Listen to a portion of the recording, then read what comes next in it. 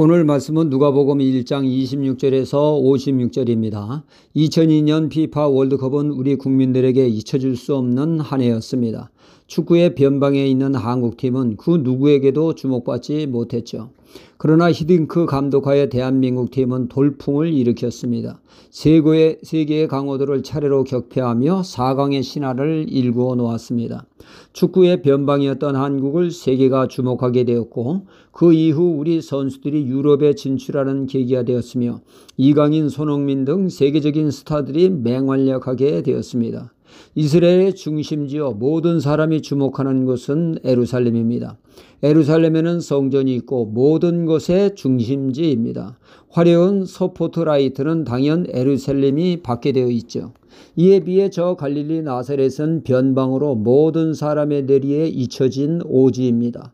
얼마나 천시했으면 나사렛에서 무슨 선한 것이 나겠느냐 조롱을 당한 것입니다. 그러나 하나님은 모두가 외면하는 나사렛 변방에서 위대한 역사를 시작하시게 됩니다. 하나님이 그토록 약속하신 메시아가 이 땅에 오시는 역사가 바로 나사렛에서 시작된 것입니다. 하나님은 말씀으로 우주 만물을 창조하셨습니다. 그 귀한 구원 사역도 말씀을 통하여 역사하셨죠. 하나님은 제일 먼저 말씀으로 언약하십니다. 즉 말씀으로 약속의 말씀을 주신다는 말씀이죠. 그리고 하나님은 말씀을 성실히 이행해 나가십니다. 한치의 오차도 없이 정확히 이루어 가시죠. 하나님은 하나님의 약속을 이루어 가시는 데 있어서 기존에 존재하는 체계를 무시하지 않고 적절히 사용하신다는 것이죠.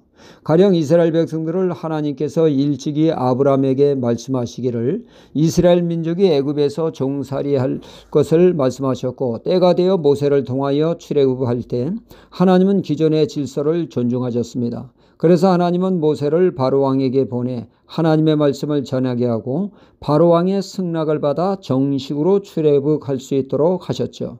말로 안 되니까 10가지 재앙을 통하여 애굽왕의 승낙하에 출애굽을 하게 하셨습니다.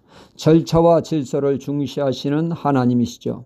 막무가내로 우격다짐으로 하나님의 일을 성취하지 않으시는 좋으신 하나님이십니다.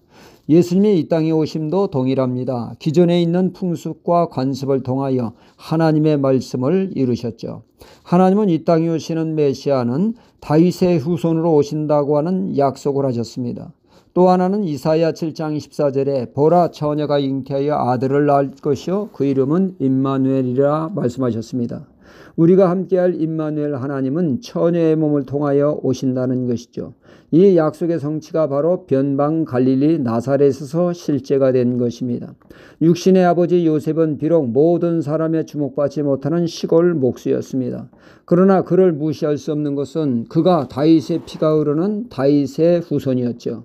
이 요셉이 누구와 정혼을 하게 됩니까? 마리아와 함께하게 되죠. 우리식으로 말하면 정혼이란 약혼식과 같습니다. 결혼을 약속한 사이지만 아직은 정식 부부로서의 삶을 살지 않습니다. 우리나라로 말하면 분명 약혼식 성격을 띠고 있습니다. 그러나 우리가 생각하는 약혼식과는 이스라엘의 정혼은 좀 다릅니다.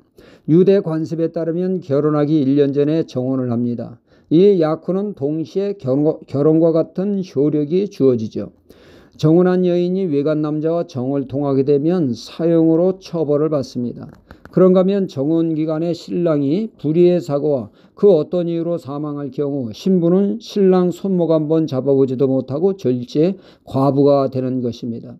이 유대 관습의 정혼이 기가 막히게 메시아가 이 땅에 오는 것을 완벽하게 이루게 했던 것이죠. 마리아가 정혼함으로 요셉이 법적으로 남편이니 이 요셉이 바로 다윗의 후손으로 메시아가 다윗의 후손으로 오신다는 것을 성취하게 된 것이죠. 다윗의 후손과 정혼한 마리아에게 성령께서 잉태케 하심으로 처녀인 마리아가 잉태케 되므로 이사야 7장 14절을 완벽히 충족시키게 된 것입니다. 하나님의 약속의 말씀대로 실제로 이루어진 것이죠. 이를 오늘 말씀은 다루고 있습니다. 하나님은 수많은 처녀 중에 마리아를 택하셨고 메시아의 부모가 될 수 있는 은혜를 주신 것입니다. 천사의 말에 마리아는 하나님의 뜻에 순종하게 되죠. 처녀가 잉태한다는 것은 있을 수 없는 불가능한 일인데 말입니다. 하나님은 이 불가능한 일이 가능한 것을 세례 요한을 잉태한 엘리사바를 언급하시며 말씀합니다. 나이 들어 임신이 불가능한 상황이나 처녀가 잉태한다는 것 또한 인간 생각으로 불가능하지만 하나님이 하시면 가능하다 하십니다. 이렇듯 하나님은 말씀하신 것 반드시 이루시는 분이므로 우리는 늘 말씀을 사모해야겠습니다. 하나님께로부터 말씀을 받는 것은 최고의 축복이 아닐 수 없습니다. 말씀대로 역사하시니 말입니다. 할렐루야.